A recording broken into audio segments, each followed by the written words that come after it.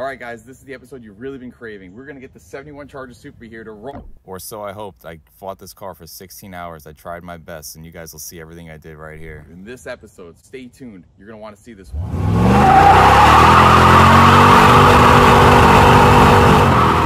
Starting out really quickly, recap from last episode. We've got this engine broke free. We popped off the valve covers, we lubricated the valve train. We were actually able to turn the engine with the ratchet. We know that this thing is definitely capable of running because it's not locked up. There's no problems internally preventing the engine from cranking over. However, we ran into some electrical issues. The first issue is that the car wouldn't start off the key. So then we had to go over here to the starter relay and go with the screwdriver, which is kind of a typical workaround, but we want to make that better. The second issue we ran into is once we put the plugs back in and regained compression in the engine, we cranked it over and the starter was really struggling. So there's a lot of electrical interference. We need to clean off all these connections, get rid of corrosion, which is causing a voltage drop. Third issue is just wiring in general. There was a lot of aftermarket stuff put on this car. The voltage regulator is melted against the wall. We've got a new one of those right here, as well as it's got a dual point distributor, and I'm pretty sure that distributor isn't good anymore. So I've got a Mopar electronic distributor that used to be in Hefty. We're gonna have that donated here. And then I'm gonna do something cool I've seen a lot of guys talking about is retrofitting a GM HEI setup to actually work. So this is basically like the poor man's MSD. It's gonna be two wires on one side going to the coil, the other two wires going right here. And then you've got your wiring 12-volt hot to it. It's a very simple system. We're gonna see if this thing can work and help it fire off. So this way I don't actually have to outfit an orange box or some other type of ignition module with this thing. Got a new starter relay because those ones tend to go bad. It could be a reason why it wasn't starting off the key, but it also might be because we messed with the shift linkage in the first episode, and that shift linkage might not be locating the car into park. Therefore, in the transmission, not signaling to this that it's okay to start the car. So could be one of the two issues. These are pretty cheap. I grabbed one just in case. New set of plug wires because our plug wires are kind of toasted. We might just leave the ones that are on there right now just to get an initial start before spending the time to actually route them. But then once we get it going, of course, we'll put new plug wires on it. And then carburation. I've got a 750 vacuum secondary carburetor here, one that I have left over from other projects, and this thing should do pretty good. One we put on there was leaking, so I know that this one was rebuilt somewhat recently before I had taken it off. So this should be the recipe to get us going. Oh, and one more thing, we got to put the radiator back in because once we get the car going, those transmission cooler lines are going to start kicking out fluid, trying to pass it through that radiator. Right now it's just exposed, so we have to put that back in too. But that's the game plan, guys. Clean up all these connections, get our wiring figured out, get a new carburetor on there, should be good to go. Once again, this is a electronic ignition distributor. It's nothing fancy, it's an aftermarket one I got off of Summit, but you can see it's in pretty good shape still. It should do just fine for the job. The voltage regulator here, it's gonna replace this one where the potting on the back has melted down the firewall. Utilize this HEI, and I'll show you more in depth when we get to that part, but this is basically gonna act as our ignition module. We'll keep that coil. It should be able to work just fine, the Excel coil. It'll bypass the ballast resistor, so we won't worry about that anymore. And like I said, new plug wires right here. This carburetor was leaking, that'll go away. Replace it with this vacuum secondary 750.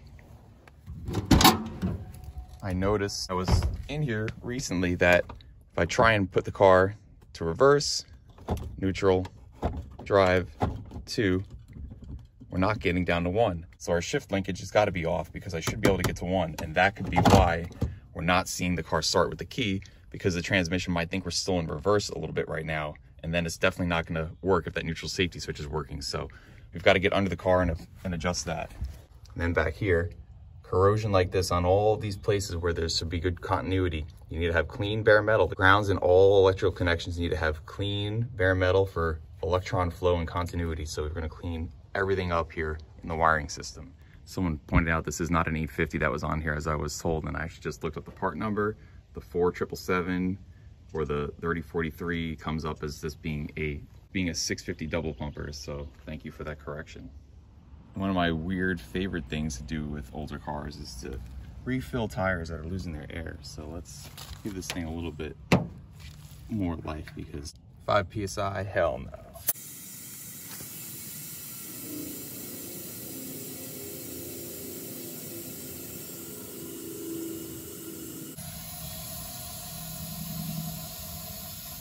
There we go. Now that, weird as it is, makes me very happy. So let's get underneath this car and try and figure out what's going on with the shift linkage.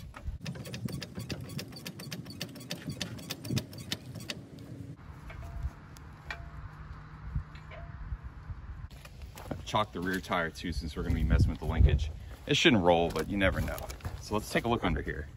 First thing my automotive ADD actually noticed is that these transmission cooler lines are sitting on the steering linkage here, and you can see where it's been wearing over the years, a little bit of a groove into it. So that's gonna be a leak eventually. We'll have to fix that. Add it to our mental notes. So this is where the linkage actually goes into the transmission, right here on the side of the 727. But we didn't mess with this part. We actually were messing over here. And you can see where this little block goes into this rod. We took it out, and you could see a slight clean spot there, which shows where the rod used to be. It's currently located a little bit, like 1/8 of an inch to the left. So we might have to loosen this up and actually move the rod over a little bit and see that we can't get all of our gears. So we're gonna mess with that right now. So here's a perfect example. In the car, we shifted it into park, and you guys saw that. So it's at the full extent of where the shifter lets it lock out in the car. But if you look right here, here's our shift linkage, right? As you shift inside the car, this little lever right here rotates from that slapstick and then moves this lever here, moving this arm, which then pulls on the linkage lever to the 727 transmission. And here's our neutral safety switch. So this thing is trying to read on these little cogs in there and see if it's in the right position to let the car start. But watch this, if we pull it, you see it wasn't actually locking all the way into park. And that's because of a misadjustment here. So once we get this little block moved over a little bit, it should let it go all the way into park. We should also see first be able to be grabbed back on the slapstick, and then we'll know it should start. So right now, the neutral safety switch should be thinking it's in park because it is, and maybe let it crank. So we could actually throw the battery in real quick and see if it doesn't do that. So let's give that a shot. Again, we know we got to clean up all these connections, but we just want to see right now, can we get it to go off the key?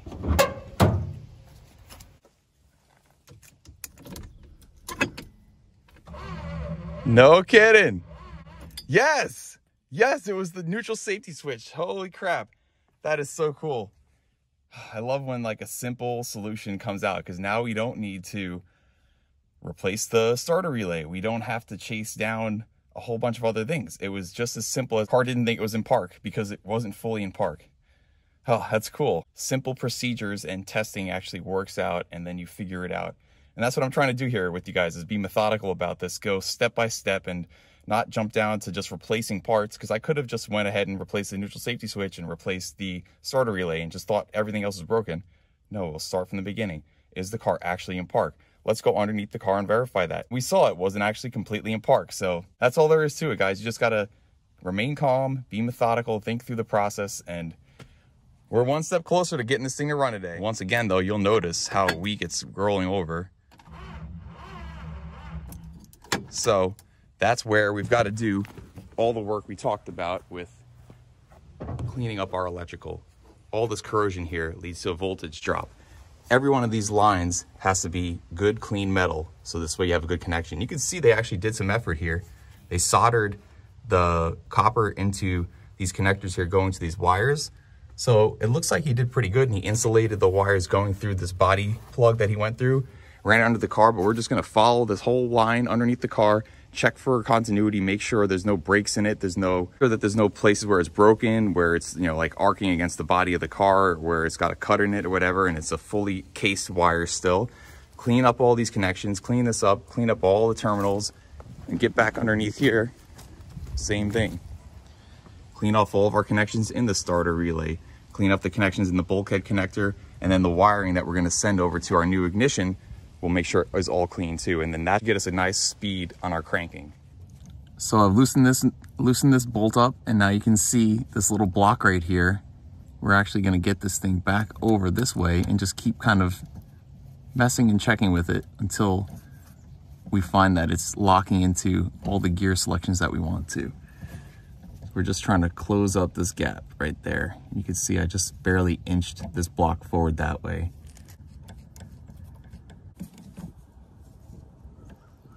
All right, let's go inside the car and give that a shot, see what that does. Okay, we're in park. Reverse.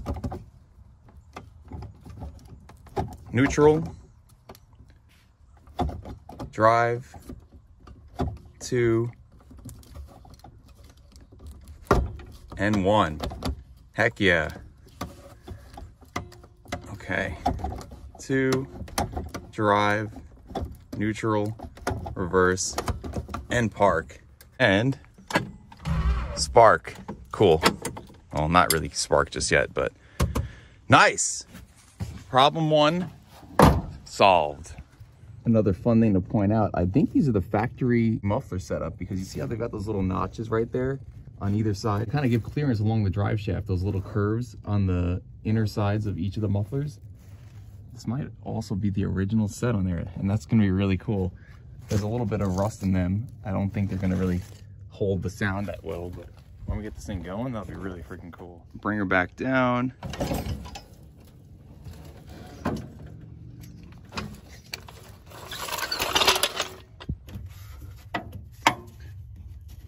Let's clean up this ground right here. Not terrible, but there's a little bit of corrosion on there. And every place where you've got corrosion, it's gonna hold the flow of electrons back a little bit. So we're just gonna go and get all that cleaned up. And this right here wasn't providing us a great ground at all, because you can see it wasn't even really touching any bare metal on the backside of this washer. And this is the battery's negative ground right here. So this has got to get cleaned up. We need to expose some bare metal here, and then we'll have a much better ground. All right, guys, now you can see I've exposed bare metal, nice, clean, shiny metal right there to the backside of this washer, which I've now cleaned up too, to mate against. When it sits right here like that, cleaned off the terminal ends, this end here, that's gonna connect there, and also the end of the cable where it's gonna go with this lead part. Nice shiny clean lead right there too. And then I'm gonna do the same thing with this cable here. Check underneath the car and make sure there's no tears or breaks in it, and just continue doing stuff like this. Clean metal connections. Also between here and the lead I'm gonna clean too. I'm gonna pop off this connection here too, because this is a front ground chassis from the engine block to the chassis, which is also then grounded at the back on the chassis of the body. Here, and this is a unibody car, so that should give us ground and continuity throughout, but this is dirty, so.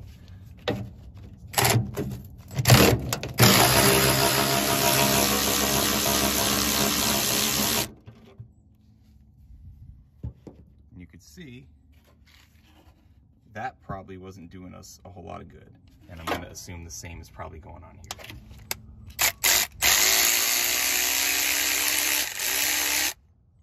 Can't remember if these go through water or not, but either way, we know there's no coolant in it right now, so we're okay.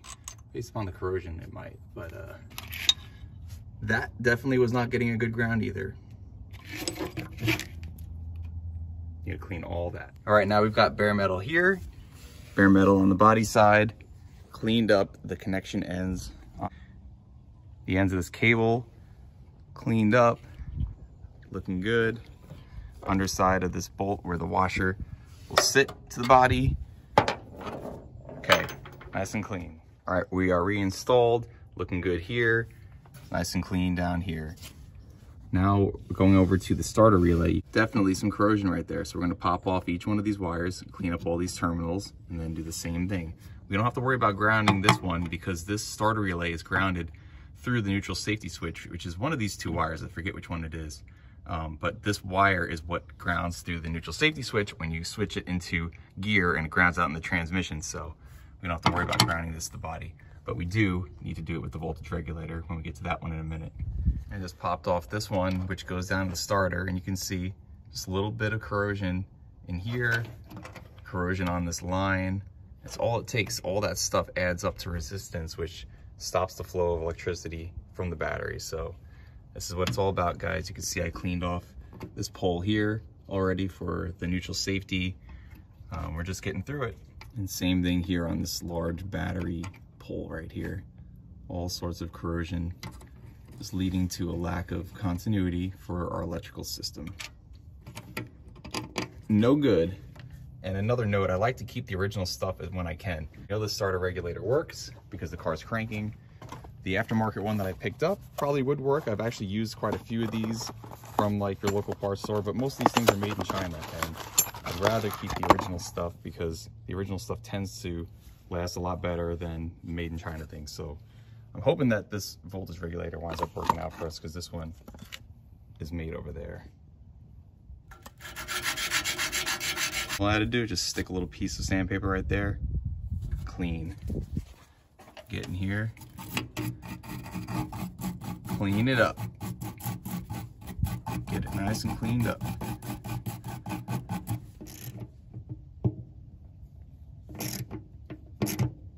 All right, guys, that will complete our cleanup for the starter relay. Now we can go move on to other places.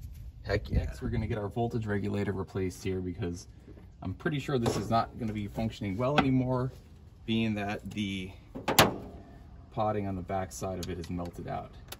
When I say potting, I'm talking about this like kind of semi-solid stuff they pour in the back of it to protect the electronics.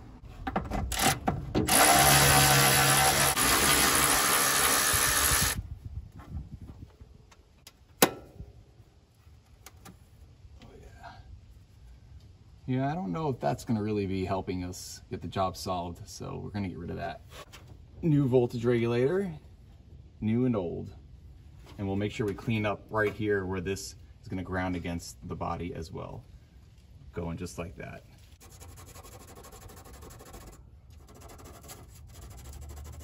All right, we're good and cleaned up. Now we can install the voltage regulator back to the car.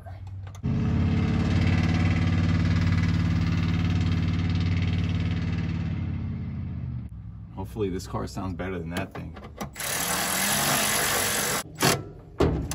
So I just popped the battery cable back on there. We should be able to see this thing crank over at normal speed now. Fingers crossed.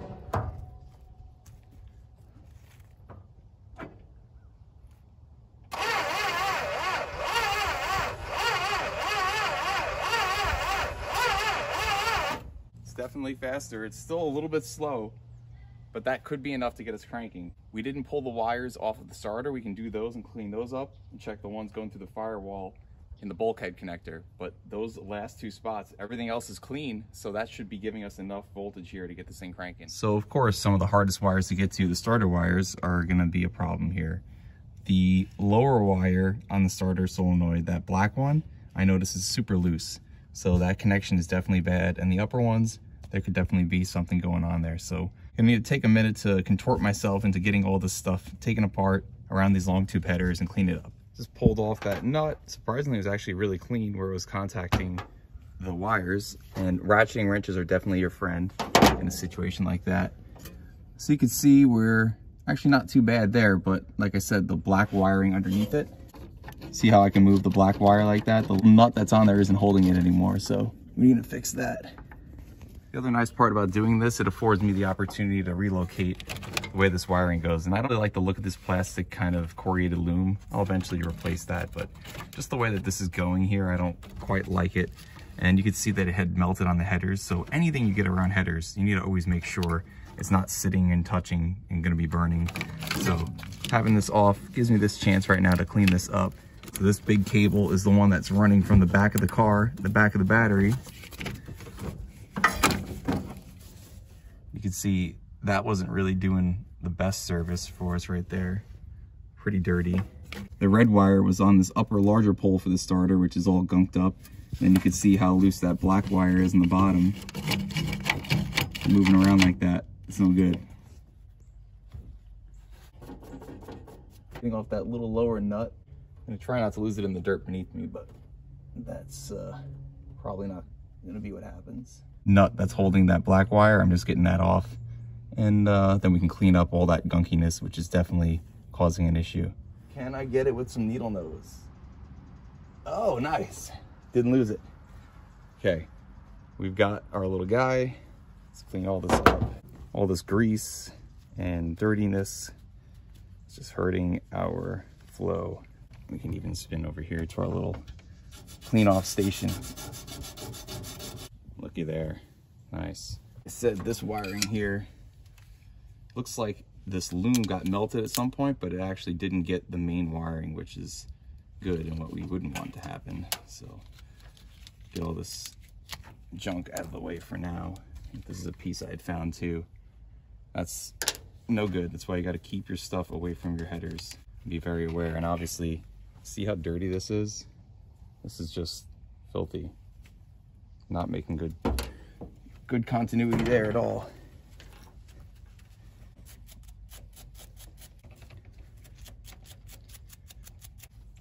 much better. That's what we're looking for. And just for the time being, I'm just gonna wrap this a little bit better. This is some Super 33 Scotch brand Super 33. This is the good stuff. It's actually flexible. It doesn't get dry and kind of get gummed up and then crack away. So always get good electrical tape.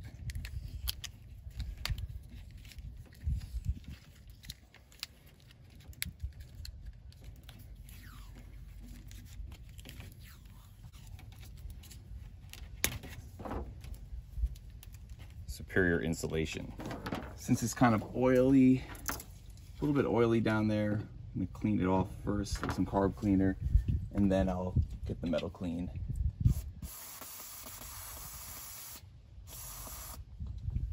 There we go. Already so much better. Also got to clean off all this crap sitting on the top of the headers. I need to get my air hose over here and spray all this stuff off so it doesn't burn off too bad when we get her going. But this lower pole getting a little extra cleaning. You can see it's already very nice after we sprayed it with the carb cleaner. Nice. I'm gonna reroute these wires this way they're not sitting here in front of the master cylinder. I just kind of want them back a little bit. Okay, let's get our little nut. Get this little guy going. Hopefully, don't drop it.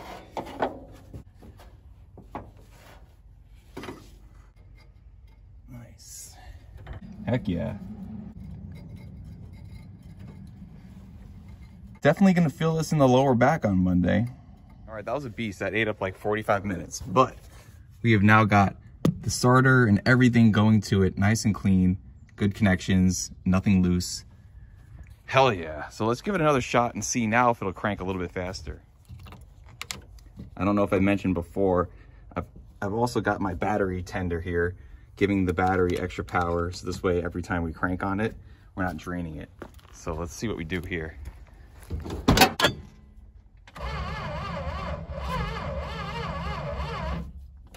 Okay, it's still a little bit slow, but I don't know. We've cleaned up a lot, guys. Might be enough to get us some fire. Now I'm gonna check a little bit of random wiring I've found around the engine compartment with the power probe. This thing is an awesome tool. If you guys have never seen this before, this thing is great for diagnosing issues. So you should see right here on this big pole on the starter relay, 13.1. Yep, so battery normally has like 12.6, 12.8 volts, but with that tender on there right now, we're getting a full 13.1 right here. You should check down at the starter, and mind you, I've got the key on right now.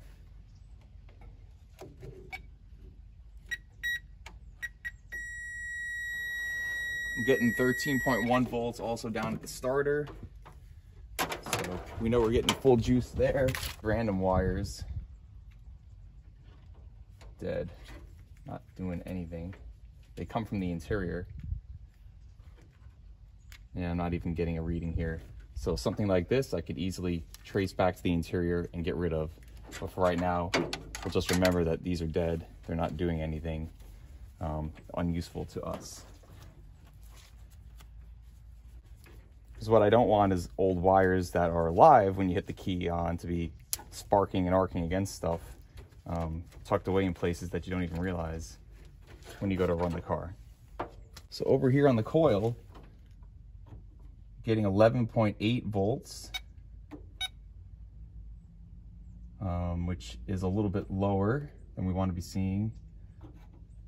And this is grounding here too, or no, we're also getting 11.8 volts there. So there's a whole lot of craziness going on here. I don't know what that was for.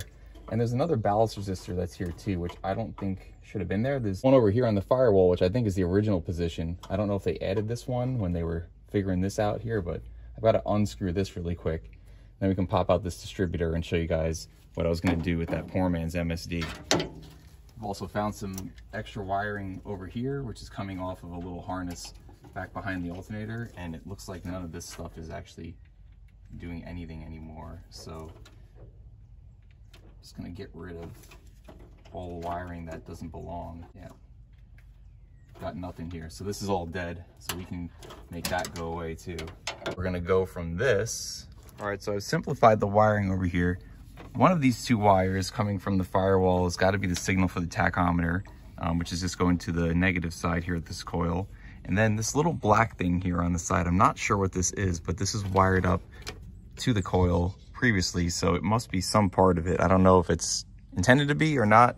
Someone will probably correct me here in the comments, but for right now I'm going to leave it wired the way it was, with one wire going to the negative side, one wire going positive. And I confirm that this brown wire, which has some hokey attachment we're gonna have to clean up, has our 12 volts with the key on right now, 12 volts coming into it. So this wire is what we're gonna use. We're gonna connect both of these two wires from the ballast resistor. I think it was this one that had the power going to it and these ones didn't. And then we're gonna connect them to this little jumper wire. And then these wires roll through here, come this way, and gives us our 12 hot. We need a 12 volt keyed hot wire. Right now the key is on, which is gonna go to the positive side of this coil, and then we'll show you the rest of the wiring. When I went in the car with this second wire going to the negative is, you've got the factory tachometer, and then there's a SunPro tachometer that we've got in there. So that's why we've got two wires going to the negative side of the coil. We can also confirm this because once we got our 12, we saw our 12 volts over here. Now, if I can get this to stay, once I disconnect this wire over here on the ballast resistor, you're gonna see we're gonna lose voltage. And there it goes.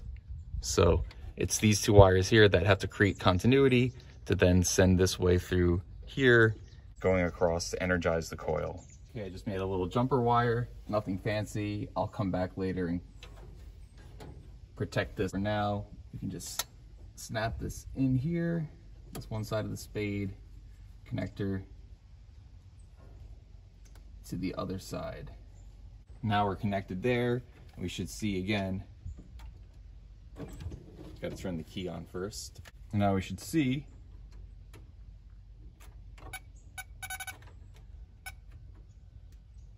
our 12 volts again. All right, so now that is good. What I'm doing here, guys, is I'm gonna create this poor man's MSD, and I am not taking credit for coming up with this at all. There's a lot of videos on YouTube about it. Jamie over at Dead Dodge Garage did a great one. There's another video that's been on for a while. I made my own little note sheet here.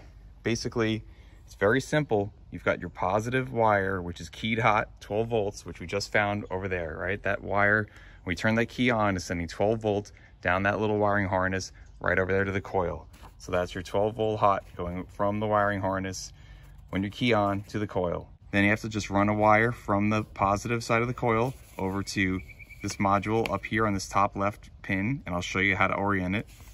And then you run your negative side to the lower pin. You have to ground the module. Over on this side, you have to run the connectors over to the distributor, and it's really that simple. And then there's one pin that's smaller than the others. Videos I found that didn't call out part numbers. So this one, I think I searched for like a 85 through 95 Chevy, and it's a LX 301. So this is what it looks like. Body of this thing has to be grounded to the chassis. So somewhere here through these little pieces, you've got to create a little ground on the body. This area right here allows for a heat sink. So you have to put a piece of aluminum on here to let the heat flow away from this thing because it'll get hot. But for right now, we're just gonna do it, get it running really quick. But when I'm actually finished with it, we'll put a piece of aluminum and mount it against the firewall. You can see a picture I snapped online. Someone had done it like that. And so then they run a ground to it, and that piece of aluminum is creating a little bracket to give it some heat sink to take the heat away from it. But you could see right here, as it's showing, you have B and C, G and W, and notice how this one pin is smaller than the other four. So that's how you're gonna orient it, just like that. So this top pin here is gonna get the wire going to this little harness that's gonna meet up with the covered wire to the distributor. So we got our distributor over here. So this covered wire up top is gonna have a wire that's gonna connect to this little pin. Then this lower pin is gonna connect to the exposed pin over here. And then, like I said, we're gonna go and run B and C with wiring back over towards the coil. And that's really all there is to it. So that's what we're doing right now, so we can get this old beat up distributor out of here and get it firing some good plugs again. Also, I just confirmed that 2 and 4 were mixed up on here, and I might have done that, but still, big block Mopars go counterclockwise. So our number 1 plug is over here, and we just starting by tracing it back and going here, and now I know this is the number 1. So 1, 8, this should go to 4, but you actually see right here, this one, if you trace it, is going down to number 2, because this is 2, 4, 6, and 8. So 2 and 4 are mixed up because you got 1, 8, 4, 3, 6, 5, 7, and then 2. And then our number 2 right here is actually going over to number 4. So we'll get that figured out. Then we can transfer over these wires onto the newer distributor. So we're gonna get this distributor out of here. When we put this one in here, we've just gotta make sure that we pop off the cap and we make sure that the rotor is pointing at the same position as the rotor right now so we don't lose our timing on the engine. I'm also gonna make sure we don't introduce garbage down into the engine, so I'm gonna clean away any of this crud surrounding the base of the distributor. Okay. This guy out.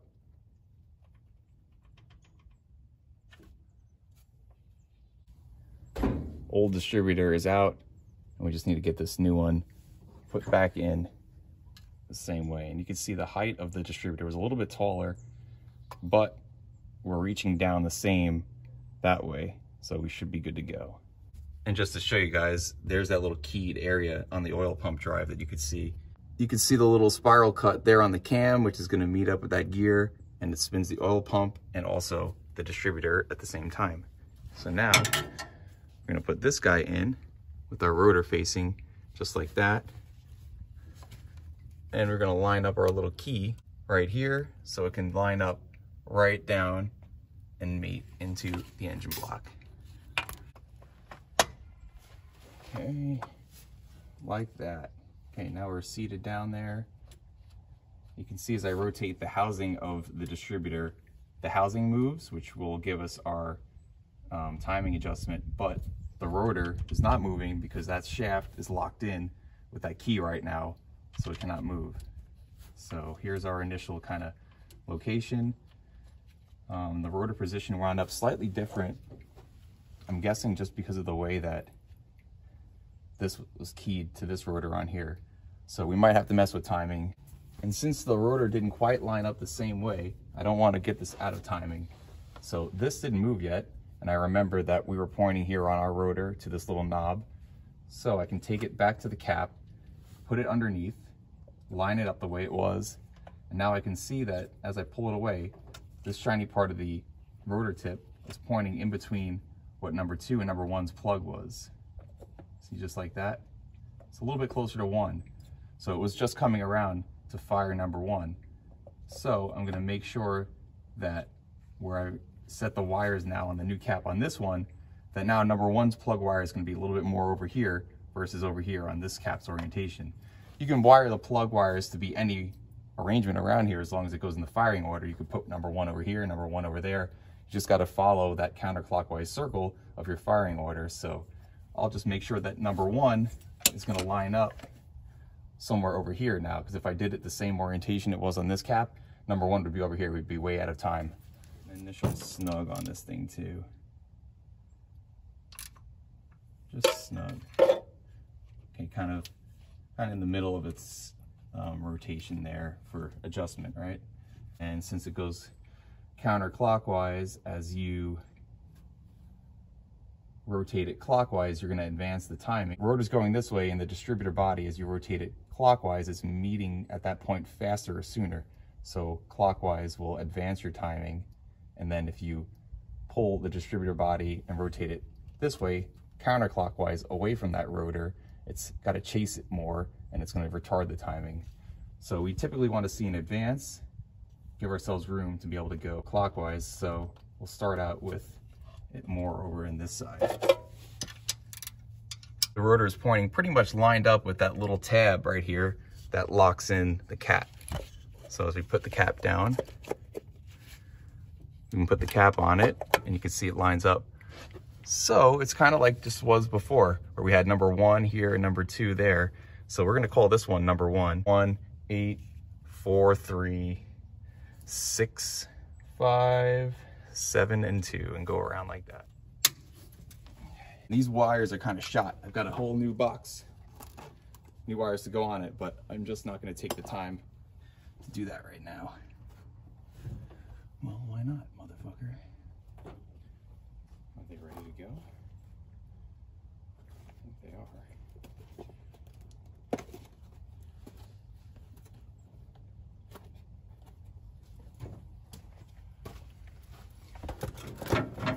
Just popped off this other ballast resistor, and you could see, just based upon the way that the screw went in here, that this is an experimental spot that I doubt was a necessary thing from the factory, and it shouldn't be. You should only have one, but again, we're bypassing it right now, but just for notes. Okay guys, it's wired up. Just like the diagram shows over here, I'm gonna show you how I did it on the car. I grounded to chassis right down here, cleaned up some bare metal behind that nut, then I ran a wire up here, and it's grounding through with this metal screw, machine screw, right here. So this is our ground. The little black wire, which is on the pole labeled C, and C is going over to the negative side of the coil. Then the one that's labeled B, which is going over here, positive side of the coil. So you've got negative side of the coil, positive side of the coil, ground. Then over here, the small little pin connector on the top right, like we showed, that little guy up there. This one goes, and I had one of these harnesses laying around. The small pin connector goes on a wire that has an exposed here, male end going into the female end of the distributor. The lower pin connector, the larger one on this side labeled W, goes over here, connecting to the red wire or orange wire coming out of the distributor, the exposed male pin. So exposed male pin, which is seen right over here. The lower one labeled in the color yellow on this diagram, which is an orange on here. And that's how I did it. So very simple, and hopefully that this works for us guys. So again, right here, the poor man's HEI for a Mopar, big block, just like that. Got it wired up. We're gonna see if this thing can't make it run. I'm gonna clean this up a whole lot more before I actually keep the car driving around like this. But this is an experiment I've always wanted to try, and a great opportunity to give it a shot. What do you think, buddy? Is she gonna run? Good boy, man. How we at?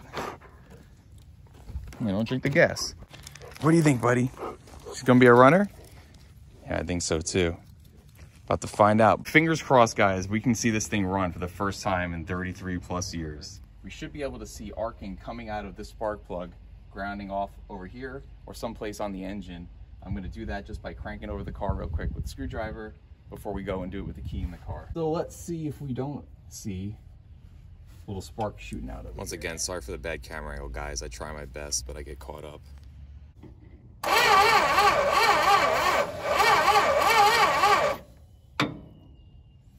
don't see anything, and it's still cranking over pretty slow. I'm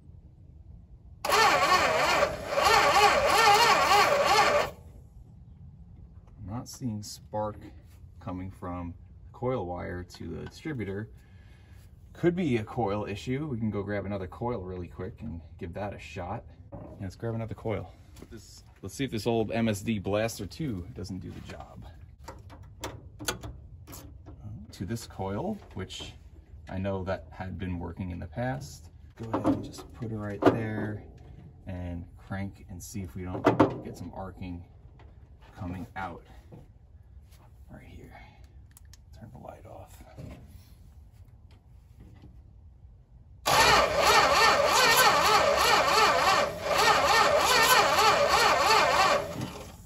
Not. Why? Not everything wired up the way it should be. I have 12 volts still over here. I have ground, 12.3, 12.3. What's that? When I was grounding to that side of the module, it was making the distributor trigger. So at this point, I'm definitely losing motivation. I can't get the car to crank fast enough, and I also realized that that distributor was faulty. So after fighting out here for like an hour, just brainstorming, trying to figure out what the hell was going on, I figured out to swap in the distributor for a different one. So this freaking Chinese piece of garbage that I used to have my Coronet, and now I probably remember why I got rid of it, from Summit Racing. You know, they make good stuff, but this thing, not good. You can see this massive gap here between the pickup and the keyed part of the rotor. Not good. This is an original 383 distributor that was in Hefty. And I swapped this thing in, and now you can see as I spin this thing around, it's gonna arc right off of here, and it was the distributor this whole damn time. See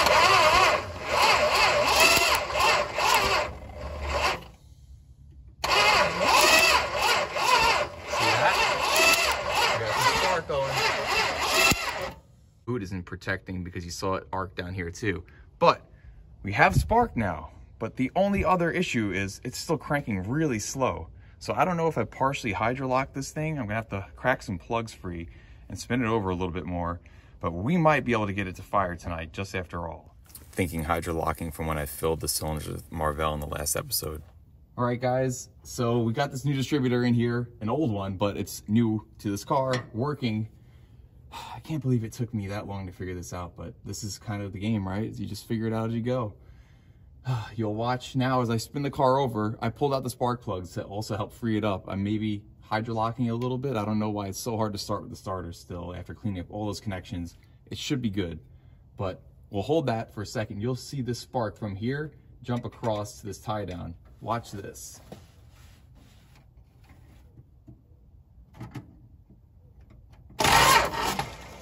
Got me.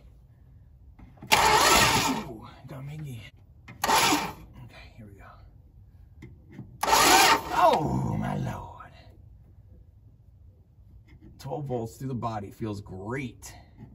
Oh, man.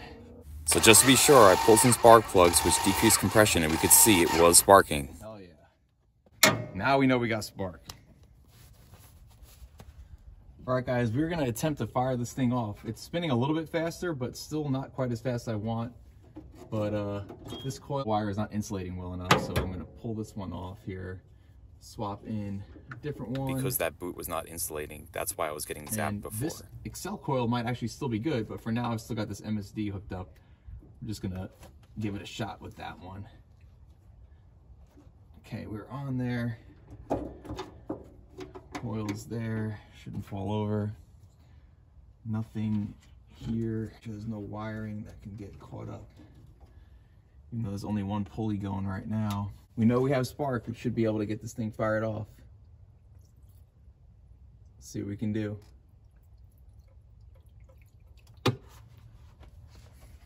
See what happens.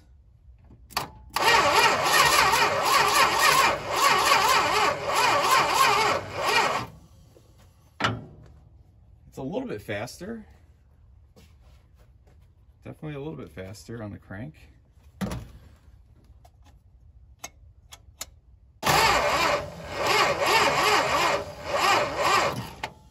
Okay, we're not getting spark like that. Okay, we got 12.6 volts to the starter, 12.6 volts here to the ignition relay. To the coil, we've only got 11.7. So that could be our issue there. I'm gonna go direct with the wire directly from that 12.6 source over here to the coil. Give it some more energy. Now we're at 12.6. Let's see what that does. See if we get spark. Okay, why are we not getting spark? No spark again. What is the deal here? This is frustrating. Got spark when it was with the plugs out and spinning fast enough. Now we don't have spark, so maybe it's just not getting enough energy. It's cranking slow. 12.4 volts there. Oh man. Ah man. So let's see if it's just a voltage drop still.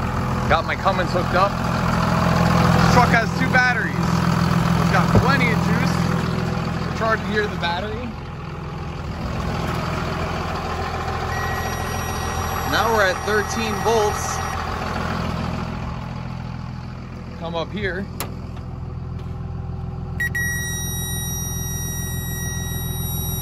Almost 13 volts. Same thing here on the coil. So maybe this will do it.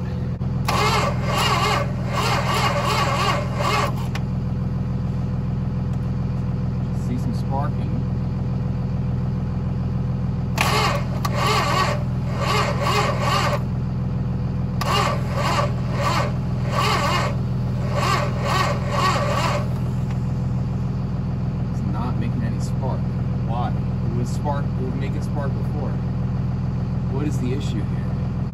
swapped out the starter relay, talked to my friend Wyatt. Just thought about it. I mean, it's the original one. It was working. We'll keep this on the side, but maybe it was somewhere in there. If that doesn't work, we're gonna have to relocate the battery up here because we gotta get enough RPM in this car to create some voltage here. Sounds slightly better. Let's see if we're getting any arcing.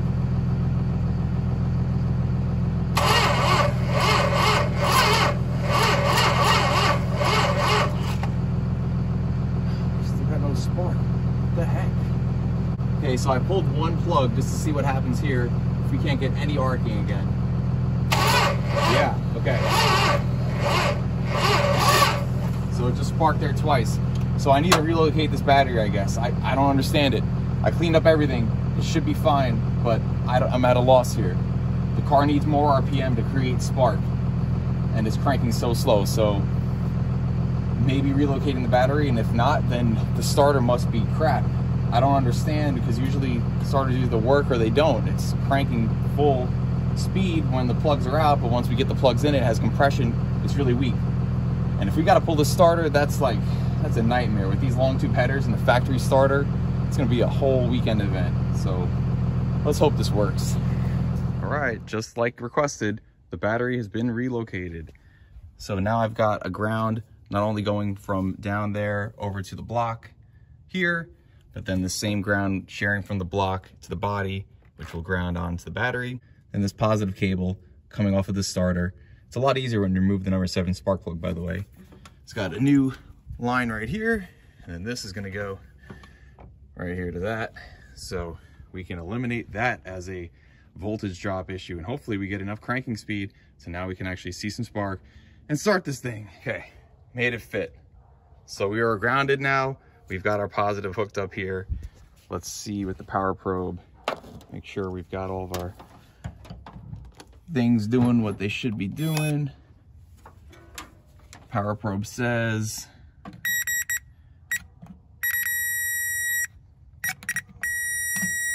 13 volts right there. Let's go check on the coil side. With the key on,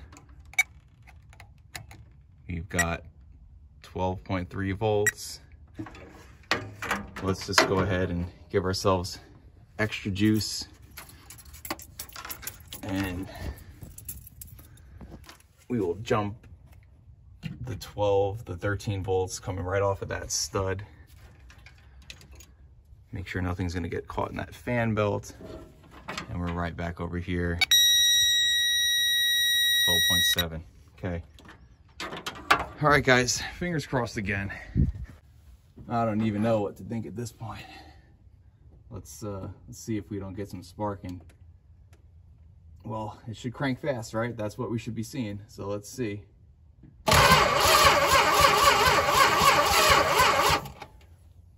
It's definitely faster.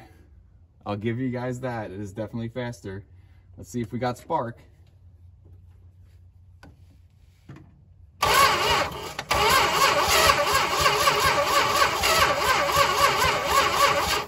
Not much spark. Only a couple were coming out there. Okay. We don't even know for sure if we're in the right firing order. I think we are, though. Let's see.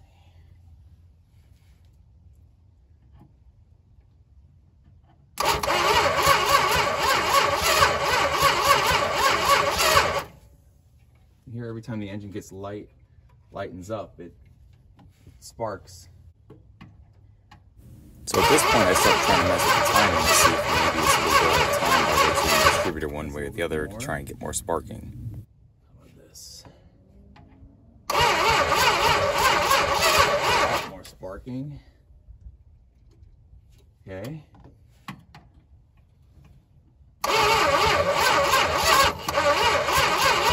Okay, that's nothing.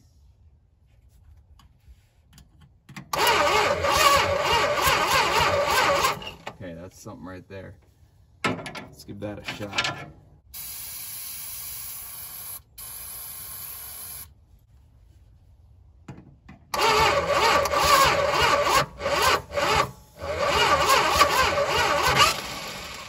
It's thinking about it, something right there. It was thinking about something. Okay, we brought the big dog in again. See what we got now. Give us a little extra juice for firing. We need all the help we can get. This thing's on life support. Come on, Charger. Come on, old girl, please. Come back to life. Please. Add it up with us. A long night here. Let's see where we're at, guys.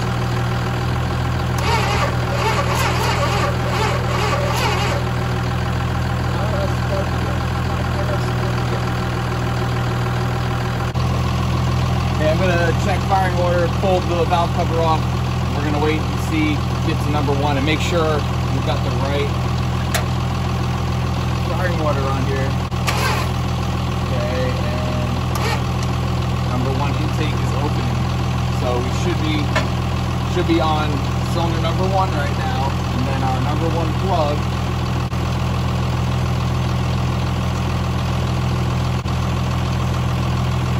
I should have done that a while ago, but we've rerun our wires. We know that we've got number 1 right here. This is going down to our glorious number 1 cylinder, and we're in the correct firing order. So now maybe we'll get it. 13 volts at the coil, we should be good. Let's see if we don't get some sparky.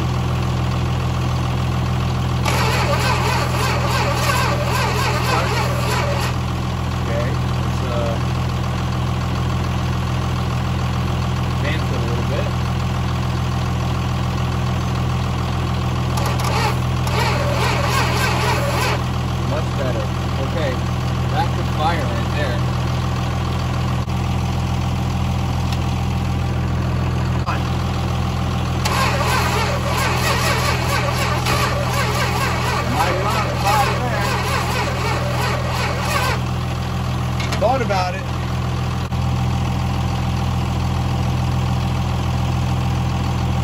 Come on, baby.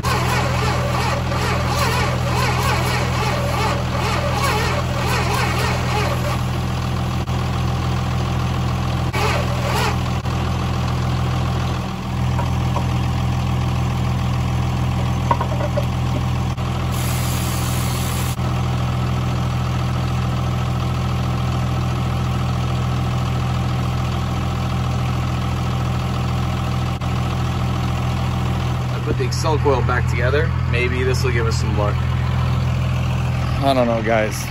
This is kicking my ass.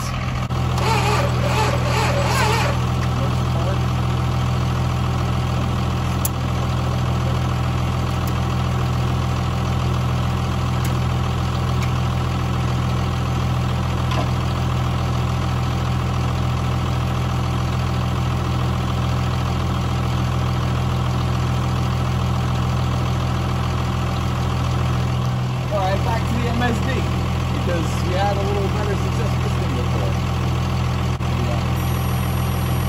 13.1 volt, please. Can I get a spark?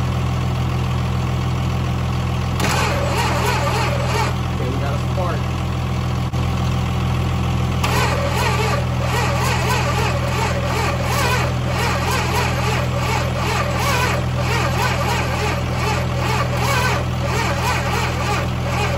Come on, baby. Come on. I don't know. I really don't know what it is. Man, I can't say I didn't try. Been out here for 12 hours today. We got pretty far, but I don't know. We get spark, we don't. It's still cranking slow. Even relocating the battery, still cranking slow. I'm at a loss, guys. It's really disappointing. What it's going to need ultimately is a new starter, because it's not getting enough RPM to turn over, which isn't creating enough spark, and it's just not going to start like this. That's really going to suck. No. Do not want to do it, but we're probably going to have to do it. I'll see you guys later. So just to double check, I rolled the engine over by hand with the ratchet. It moves pretty fairly the way that an engine with compression with plugs in it should feel as you're ratcheting it. Swapped in the interstate battery, which you know is a great battery from the Wildcat. Again, it's still cranking really slow.